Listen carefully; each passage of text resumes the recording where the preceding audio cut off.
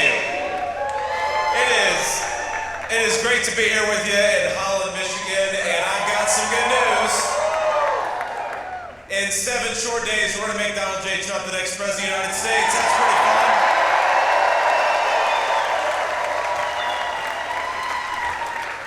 Now, I want to give, before we get started, some shout-outs here to some very special guests. And of course, first of all, we're so thrilled that all of you are here to join us. I know that we had so many people that we've got an overflow room with about 500 folks, so I just want to say hello to them.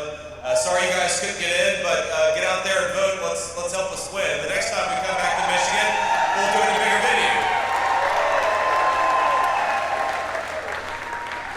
I want to thank, first of all, we've got Congressman Brian Mass in Florida. Brian, where are you at? Brian. Brian's backstage. Give Brian a big round of applause. Thank you, Brian. There he is right there. All right, we got State Representative Matt Hall. Matt, where are you at? Thank you, Matt, for your leadership. Appreciate what you're doing. The great Michigan GOP Mayor, Pete Hoekstra. Pete, thank you so much, man. Diane, our little fan. We've got members of President Gerald Ford's family here. Hello, Ford family. Thank you guys for moving through. And we've got, of course, the beautiful family. There's too many of them to name, but the beautiful family that owns this business and is hosting us today. Thank you all so much for having us. You're great people, and we're thrilled to be here.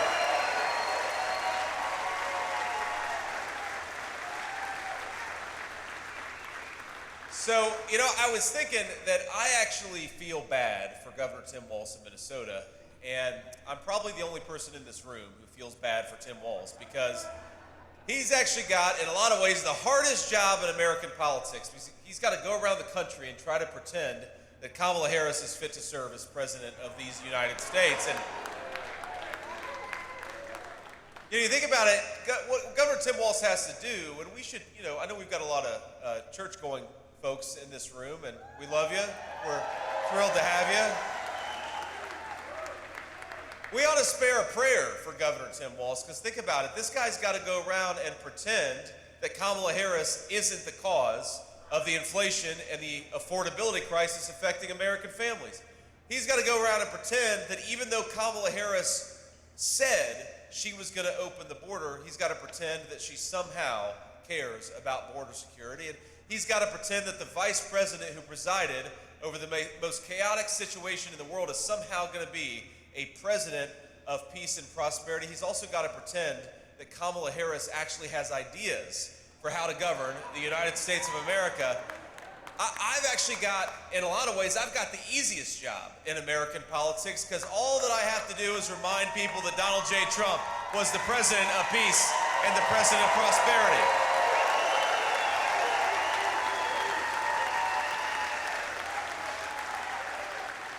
I get to remind people that when Donald J. Trump was president, inflation was at 1.5%. That's pretty good. I get to remind people that when Donald Trump was president, we had the fastest rising take-home pay in a generation in the United States of America. And I get to remind the American people that when Donald J. Trump was president, the border was secure and our country was safe.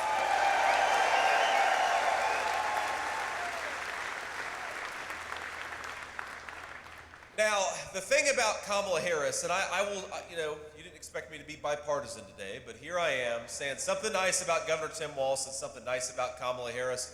The thing that she does have going for her is that every time she does an interview, I think that we gain about 100,000 votes for the Trump ticket. And the reason is because Kamala, when she doesn't have a teleprompter in front of her, she actually sometimes, by mistake, will tell the truth. Because the entire narrative of Kamala Harris's campaign is that she has nothing to do with the policies of Joe Biden, even though she's the sitting vice president of the United States. The narrative of the Kamala campaign is that she had nothing to do with the rising inflation, even though she cast the deciding vote on trillions of dollars of new spending. even though Kamala Harris came into office bragging that she was going to undo Donald Trump's border policies, she has got to somehow convince the American people that she had nothing to do with it, even though there's clips of her on TV saying that she wanted to undo Donald Trump's border policies. So that's the truth about Kamala Harris. Kamala Harris is more of the same, more of the broken border policies, more of the unaffordable groceries and unaffordable housing, more of the broken leadership, and I think that we ought to say to Kamala Harris, you are fired. Go back to San Francisco where you belong. We want a real president.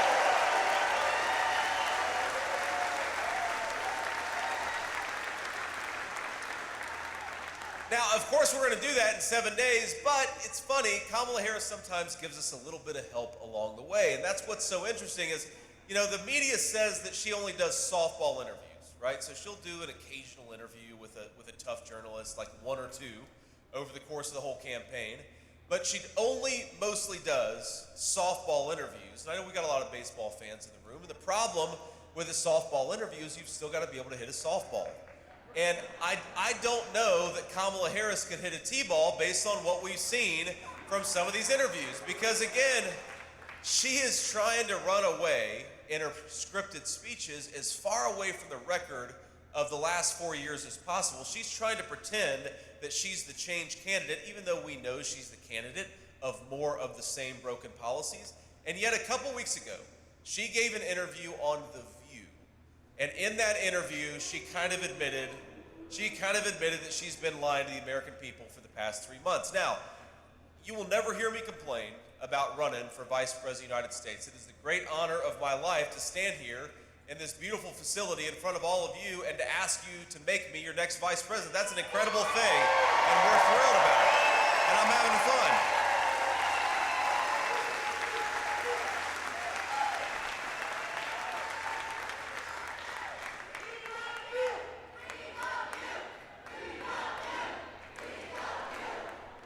Thank you. I love you too.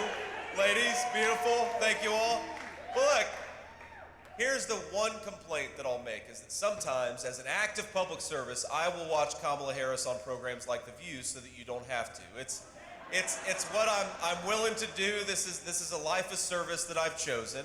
And a couple weeks ago, she gave an interview that I think really actually blew up her entire campaign. Because the interviewer said, what would you have done differently over the last 4 years? And Kamala Harris says, well, nothing comes to mind. Now think about this. She's been running away for the last 4 years, her entire campaign, but in one 15-minute segment, she said nothing comes to mind that she would do differently from Joe Biden. Now, I will say, in her defense, that could very well be the slogan of the Harris-Walz campaign. Harris-Walz, nothing comes to mind, because when she...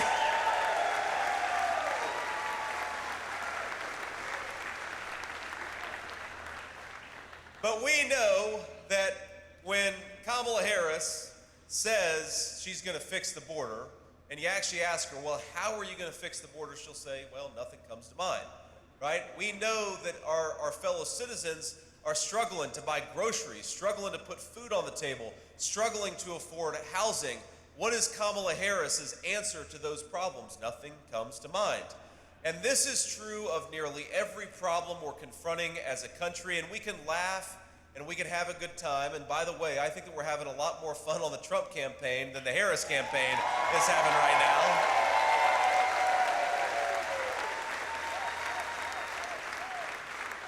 But we're also talking about some very deadly serious business, because unless we give the American people a leader who is fit to serve this great nation, I believe that the American dream is going to become more and more out of reach. And that's ultimately what this election is about. Let's just talk about a few issues here and how Kamala Harris has failed our citizens. Number one, we're of course in the great state of Michigan, one of the proudest automobile manufacturing places in the entire country, but even the entire world.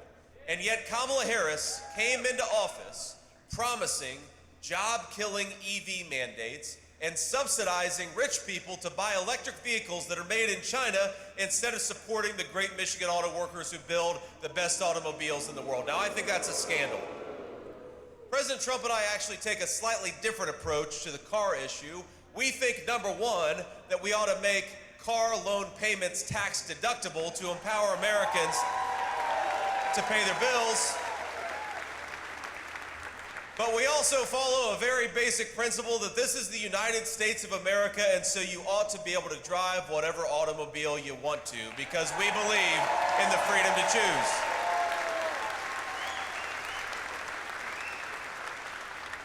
We've already seen multiple automobile plants just in the last couple of years headquartered in this great state that have shed hundreds or even thousands of jobs. I believe Stellantis laid off about 2,500 workers. I believe Ford has laid off about 1,500 workers. The Michigan automobile manufacturing industry is suffering because we've got a leadership who looks out for Chinese-made EVs but doesn't look out for Michigan auto workers.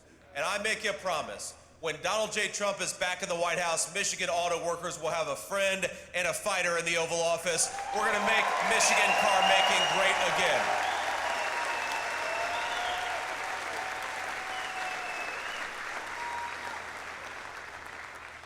You know, it's being here is fun, but there's a certain sadness when I talk to people because they recognize that financially they're worse off than they were 4 years ago.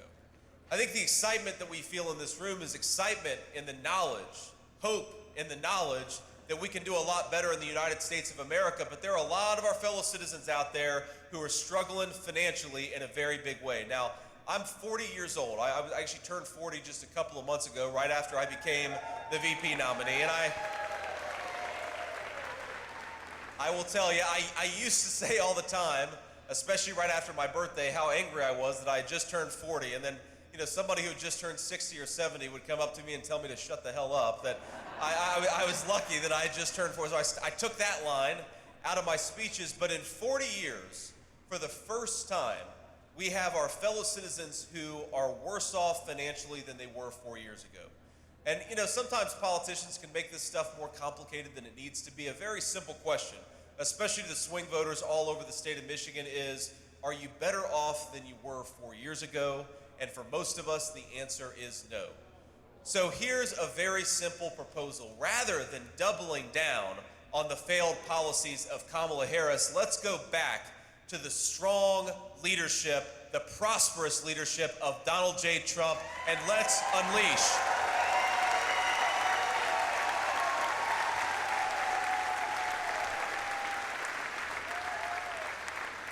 Let's unleash a golden age of prosperity, the likes of which this country hasn't seen. Let's make this country great again. Let's make life affordable again. And let's get back to some common sense leadership, the common sense leadership of Donald J. Trump.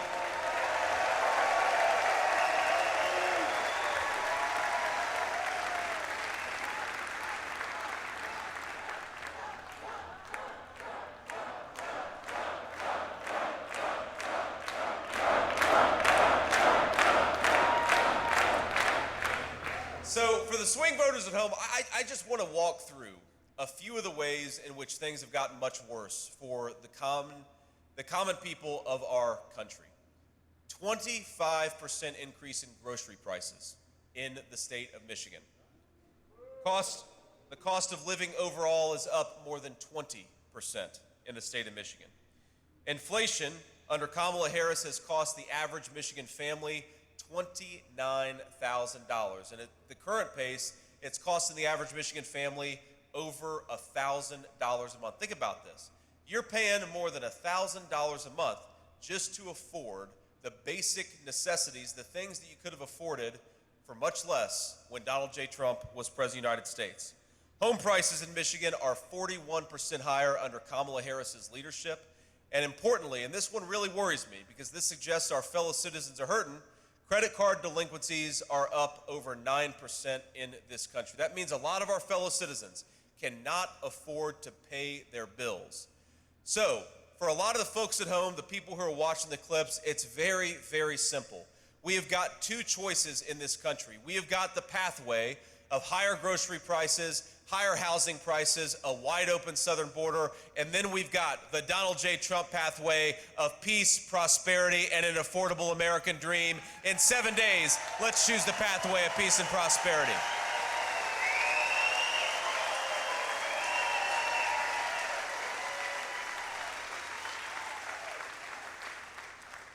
You know, I want to tell you a little bit about my own background here, because I think it illustrates some of the frustrations that a lot of folks are feeling. You know, I was raised by my grandmother. My mother struggled with opioid addiction for a big chunk of my early life, and I'm proud of my mom because she's about to celebrate 10 years clean and sober, which is a great blessing for my family.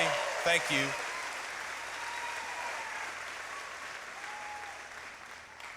But I remember when I was a kid, and sometimes times were especially tight, and I remember sometimes my grandmother, I called her Mamaw. Mamaw would say, you know, we just don't have enough money, and it's a little too cold tonight. We're going to throw a few extra blankets on the bed. We're not going to turn on the heating tonight.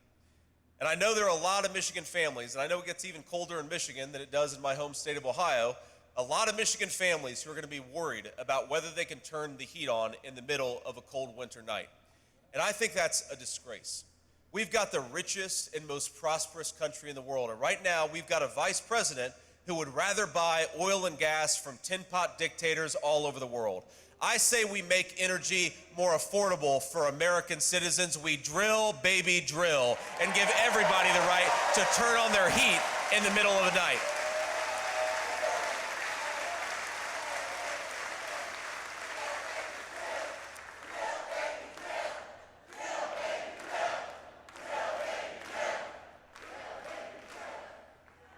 You know, it's funny, when the media sometimes they'll ask Kamala Harris, they'll say, well, what is your exact plan to lower the price of groceries and housing and all the things that have gotten more expensive thanks to your policies? And Kamala will say, well, you know, I grew up in a middle-class family. Or they'll say, what is your plan to close down that southern border that you bragged about opening just 3.5 years ago? And she'll say, well, you know, I worked at McDonald's, and I made the hash browns, and I was very good at it. And by the way, I don't even know if I believe that anymore. I think that maybe President Trump has worked at McDonald's for longer than Kamala Harris has. But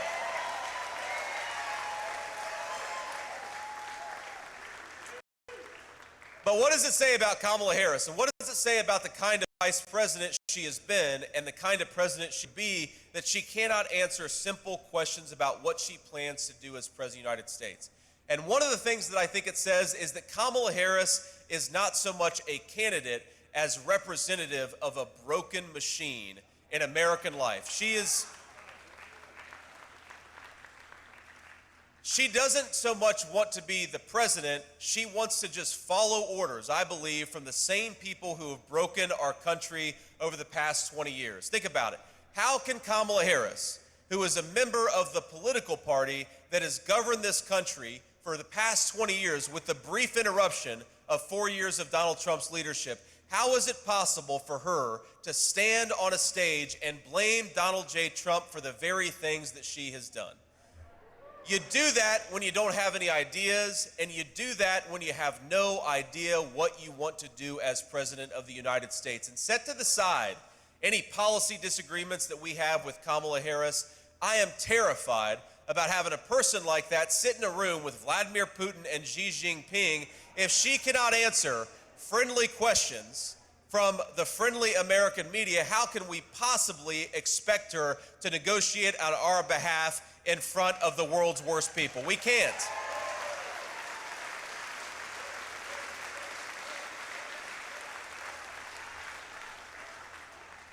And you know, the thing that she's done the worst at, of course, there are so many issues that we could talk through, so many issues where I think the American people agree with our common sense approach. I mean, for starters, why don't we just educate children in American schools and stop indoctrinating them? Why don't we ensure that every kid has a good education?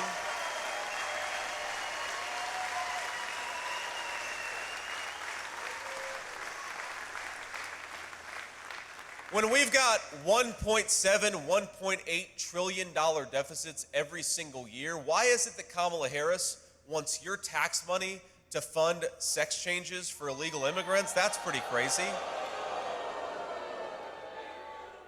So we could go through so many issues, so many areas where Kamala Harris has failed, but I think there's no issue where she's failed more significantly than what's going on at the American southern border. And we've got to remember, again, that she came into office bragging that she would undo Donald Trump's Remain in Mexico policy, and she did. She came into office saying that she would suspend deportations, and she did. She came into office saying that she would stop building the wall, and I've been to the border more than our illustrious border czar, and you will find pieces of that beautiful border wall just laying on the ground, rusting and collecting dirt because Kamala Harris refuses to do her job. Now, President Trump and I have a slightly different approach when it comes to border security. Our attitude is, if you came in this country illegally, pack your bags because in 3 months you're going back home.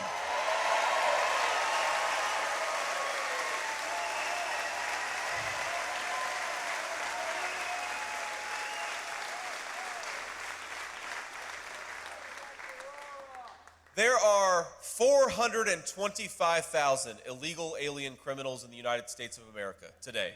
That's 13,000 of them are murderers, and of course a lot of other criminals beyond that. You know, that's more than twice the size of the United States Marine Corps, people who shouldn't be in this country who have committed violent crimes.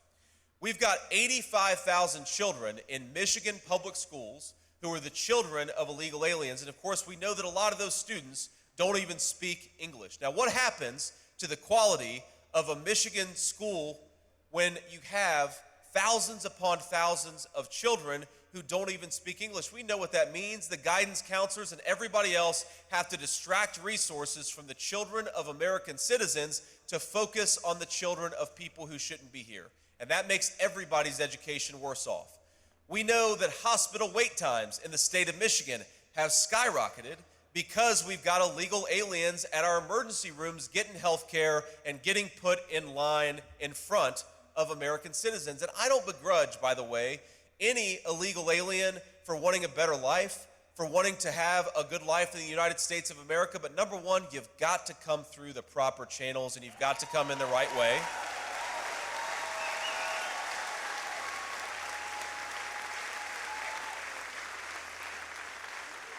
And number two, the interests of the American people, that is what the American president serves. We've got to have an American president who puts our citizens first, puts their interests first, and spares their compassion for the kids in the United States of America that don't have good health care, don't have good access to education because Kamala Harris won't do her job.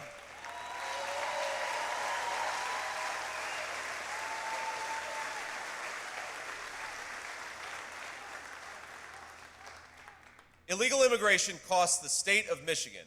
Now, I'm not talking about federal money, because there's a lot of federal money between Medicare fraud, Social Security fraud going to illegal aliens, and certainly we know the housing and welfare benefits that illegal immigrants collect.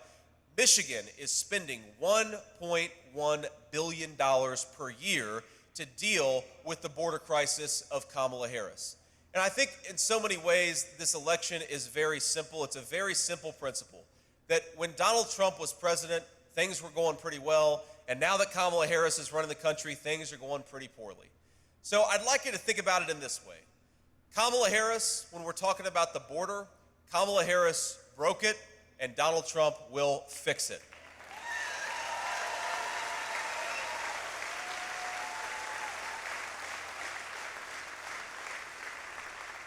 The cost of living is over 20% higher for Michigan families. On the economy, Kamala Harris broke it, and Donald Trump will fix it.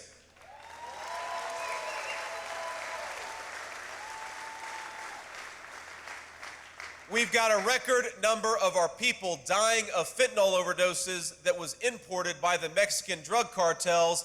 I think that we ought to use the U.S. military to go after those drug cartels and stop the flow of this poison into our country.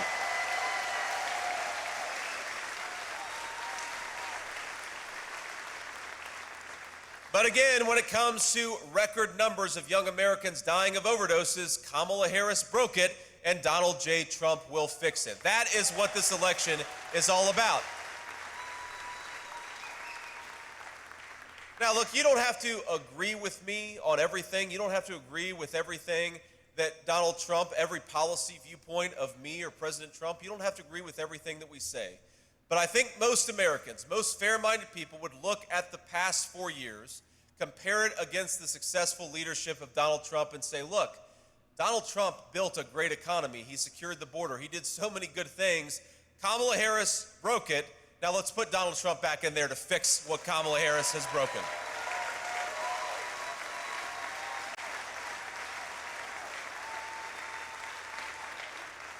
Now, I want to say just a couple more things before we turn it over to a few folks from the media to ask some questions, and then, of course, I'll answer them. One thing that tells me that Kamala Harris's campaign is going poorly is how she has decided to go after her fellow Americans down the stretch. And I'll tell you, when I was at Madison Square Garden a couple of days ago, it felt like a celebration of the United States of America. It was an incredible, incredible thing to watch.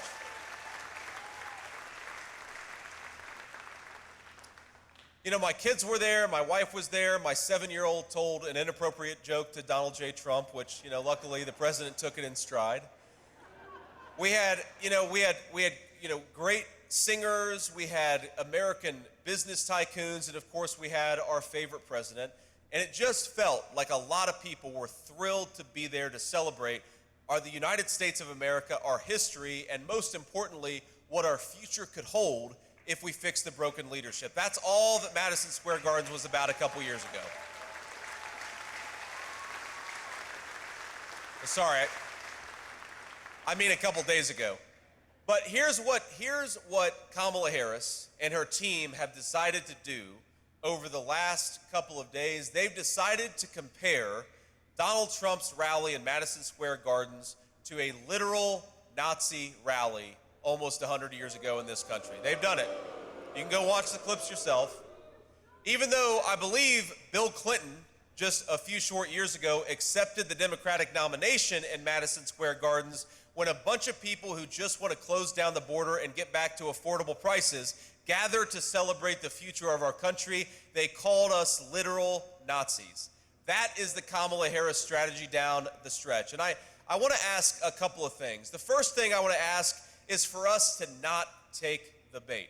And here's what I mean by this. I asked for this. Donald J. Trump, he asked for this. But our fellow citizens, whoever they're ultimately going to vote for, we love our fellow citizens and we want Trump to be president so that they can have a better life. I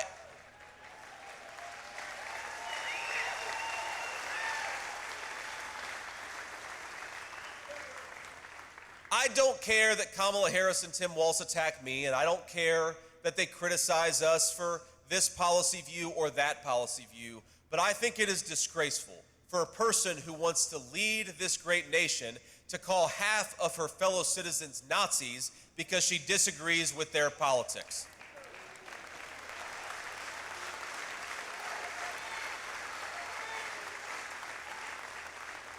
At Madison Square Gardens, and I assume that Kamala Harris doesn't know that, at Madison Square Garden that night, there was a 94-year-old Holocaust survivor who is about as MAGA as it gets, and he was there to support Donald J. Trump. How dare Kamala Harris call that brave man a Nazi?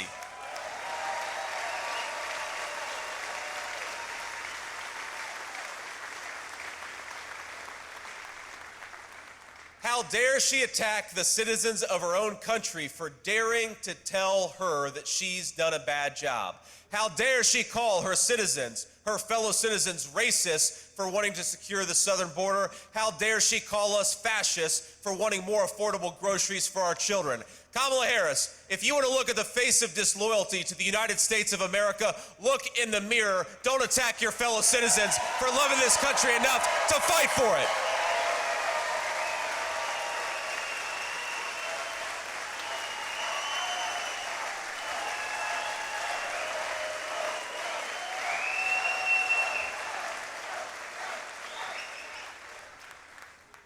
One final request I want to make, and Pete Hoekstra would be mad if I forgot this part. In some ways, it's the most important part, because as fun as this is, and importantly, as much as we've got important work to do, we cannot do that work unless we get Donald J. Trump and me and a lot of our other candidates over the finish line. So I want to make 3 requests of you. 3 requests. First of all, I want you to go to this website called swampthevoteusa.com. And I'll repeat it, swampthevoteusa.com. Check about where you can get a ballot, where you can vote early, check your polling location, and use every method that you can to get out there and vote. Whether that's before Election Day or on Election Day, we've got to bank as many votes as possible because we want to swamp the vote as much as possible. Make this thing, as President Trump says, too big to rig. And swampthevoteusa.com is where we get the information.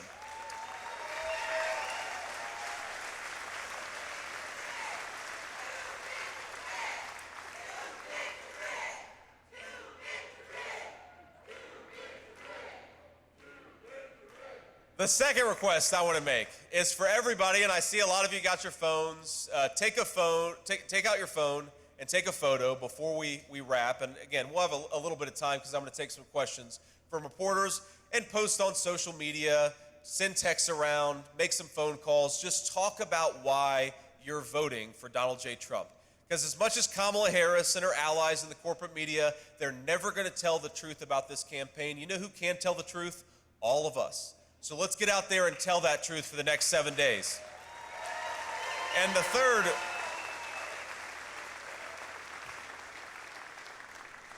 third request I'm going to make is that I want every single person in this beautiful facility, every single one of us, to get out there and vote 10 times.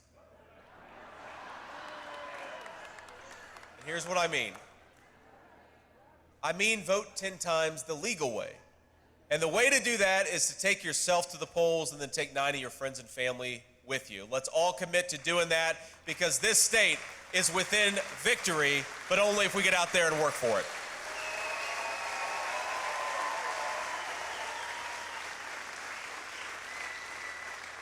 So let me take a few questions from the reporters, and then I'll leave you all with a final thought. But I really appreciate y'all being here. And now, we'll do what Kamala Harris refuses to do, which is just take questions from the American media. Sir. Yeah, Senator Vance, Sam Lanster from Fox 17, the local Fox affiliate here. This area of Allegan County is traditionally votes Republican, and when you were most recently here at the Berlin Raceway in Marne, that is also an area here that's traditionally Republican. Is that the strategy of your campaign, kind of in this final stretch here in this part of the state, to kind of energize, more target specifically, your voter base? No, I think our strategy is we want as many people out there, just to put it very simply. This is going to be like a John Madden football commentary. You remember John Madden? He'd always say, well, the Bengals really need to score more points than the Eagles to win this game. It's like, all right, thanks, John. Our strategy is to get as many votes as possible from wherever we can get them. It's very simple, actually. And look, yes, we're in an area, obviously, with a lot of loyal Republicans, but we're also, I guarantee there are a lot of Democrats and independents in this room who are sick of the garbage and want to get back to common sense. So we're going to get everybody to the polls. But if you look at just where I've been in Michigan over the last couple of weeks, where President Trump has been in Michigan, I mean, I was in a couple of pretty blue or at least purple areas of Wisconsin yesterday. The president and I are going everywhere. We're going to the urban areas, we're going to the suburban areas, we're going to the rural areas because we think that every vote of every American citizen counts, and we just want people to have a better life. It's very simple. That's the message.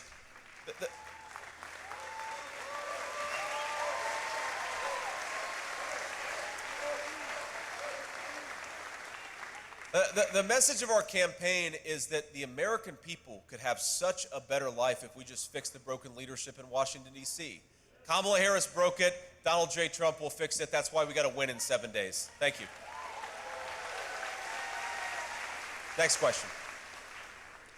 Thank you, Senator. Josh Albertus, WZZM 13. Our in-person statewide early voting period started over the weekend here in Michigan. It's the first one we've been required to have for a general election under the state constitution. At first, a few years ago, some early voting like absentee voting. Many in your party were skeptical of it, but now we've seen signs about mail-in early voting around the room and at other events on the trail. What do you think may have been the turning point have been for portions of your party in this year's campaign to embrace it? And what would you say to people who may still be skeptical about those systems? Well, look, I understand the skepticism because I think a lot of Americans would rather have election day rather than election season. But as President Trump has said, it is what it is. And you can't have one campaign trying to take advantage of every opportunity to vote, that being the Kamala Harris campaign. If that's going to happen, then the President Trump campaign has got to take advantage of every opportunity to vote too. And that's all that's happened, is I think that, you don't have to agree with the particular change, but you've got to accept the rules as they're actually set for the game. And the rules for this game is that we need to bank as many votes before Election Day as we can. So get out there and vote early, vote often, and that's simply our message. Next question. Hi, Senator Vance. This is Elizabeth Mitchell from the Daily Signal. Former President Trump has said that he would ban transgender procedures for minors without parental consent. Would the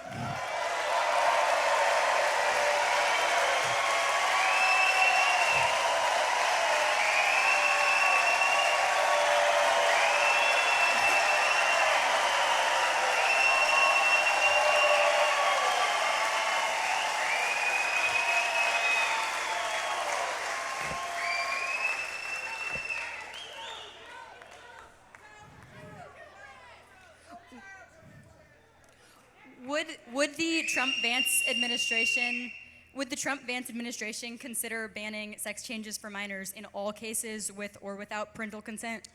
Well, look, I think sex changes for minors, permanently altering either chemically or surgically the body of a young child, is crazy. I can't believe that we do this. I really can't. And I think it's so sad for these poor kids who, they're teenagers, they're adolescents, maybe some of them, in really bizarre cases are even pre-teens. We used to in this country recognize that adolescence was a tough time to grow up, that we try to encourage people to accept themselves. Now you have some very sick people who, when an adolescent is struggling with a problem, they say, no, don't accept yourself. Go and surgically alter yourself. I think that's an insane way to talk to our young people, and we ought to stop doing it.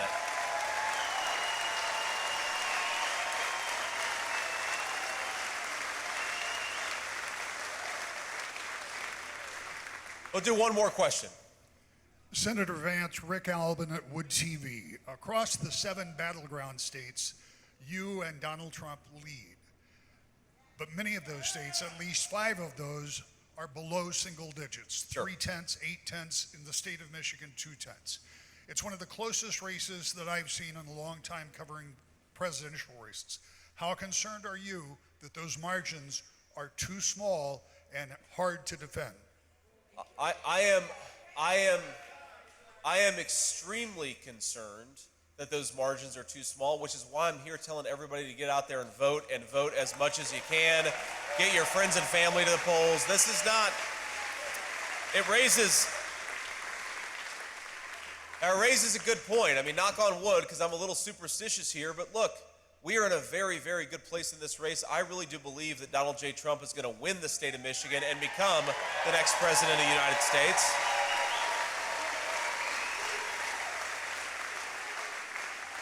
But it's not going to happen unless we work for it. And I do worry a little bit about my fellow Republicans. But again, we've got the Big Tent Common Sense Coalition. So when I say my fellow Republicans, I mean also the independents and Democrats who are voting for this ticket.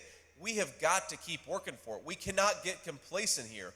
We know the other side is going to try to pull every trick in the book to make Kamala Harris the next president of the United States. Now, that is nightmare fuel for me and my family, and I imagine for most everybody else in this room, so we've got to work hard at it. Now, traditionally, of course, polling has always been very bad to Donald J. Trump. It's typically radically understated his support, but here's what I ask myself all the time. What if this is the one time the polls are overstating the support of Donald J. Trump?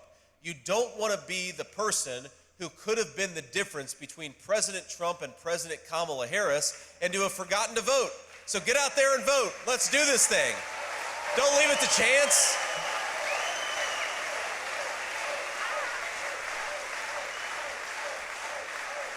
Because here's what it's ultimately at stake.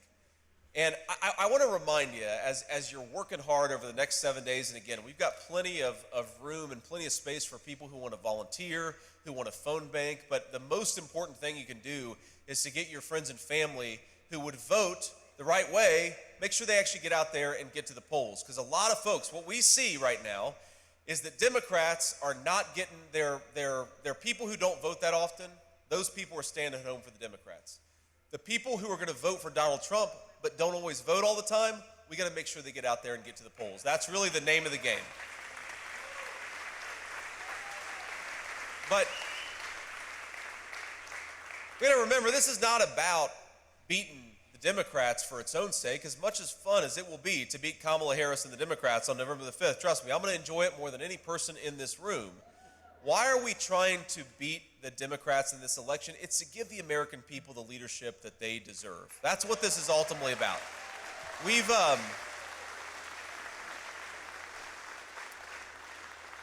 I've met a lot of people on the campaign trail in the last few months, and I've met, there are a lot of stories that have really stuck with me, but there are a few things that I want to point out to you to try to maybe give you a little bit of a reminder about what we're fighting for here. So I was in Valdosta, Georgia a few weeks ago. It was actually before Hurricane Helene hit, and the hurricane hit Valdosta pretty hard. And I was in what the sheriffs called the interdiction room, where they got all the drugs and all the illegal guns that they had captured from the Mexican drug cartels, and they put it all in this room. And it's, bags upon bags of marijuana. There's illegal guns on the table. There's pills. There's fentanyl. There's meth. There's everything in this room. This small Georgia community overwhelmed with drugs, trafficked, thanks to Kamala Harris's border policies. And I looked on the table. There was something out of place. It was Sour Patch Kids and Nerds candies. I said, what is that? That doesn't look like drugs to me. And the sheriff said, yes, sir, that actually is drugs, because the Mexican drug cartels have figured out that if they disguise the illegal drugs to look like child's candy, they can traffic it into our country much easier. And we all know, especially those of us who are parents and grandparents, know that what's going to happen is one of those packets of candy is going to find its way to a playground in the United States of America. A child is going to open up a piece of candy and pay for that with their life. And that is what Kamala Harris's border policies are doing to this country. I mentioned that my mom struggled with addiction. Well, we got a second chance with my mom, and now I don't go a day without thinking what an incredible grace and what an incredible blessing it was that I got to see my mom become a great-grandmother to our 3 children. But how many, when 100,000 people are dying of drug overdoses in this country every single year, how many American families are getting robbed of their ability to get that second chance with their loved one, with their kid, with their mom or dad? That is what Kamala Harris's open border is doing to this country. I'll tell you about another woman I met. She told me that for 40 years, and this is a retiree, for 40 years, she and her husband did steak night on Friday night. I'm not talking about going to a fancy steakhouse to get a steak. I'm talking about going to the grocery store and grilling out. And we all know that it's those little rituals with our friends and family that actually make life meaningful and worthwhile. These are the things that we look forward to. For 40 years, she had done steak night in good times and bad, and she stopped doing steak night last year because under Kamala Harris's unaffordable groceries, she just could not afford to do steak night with her husband. But she looks forward to getting back to it in slightly better times. We've got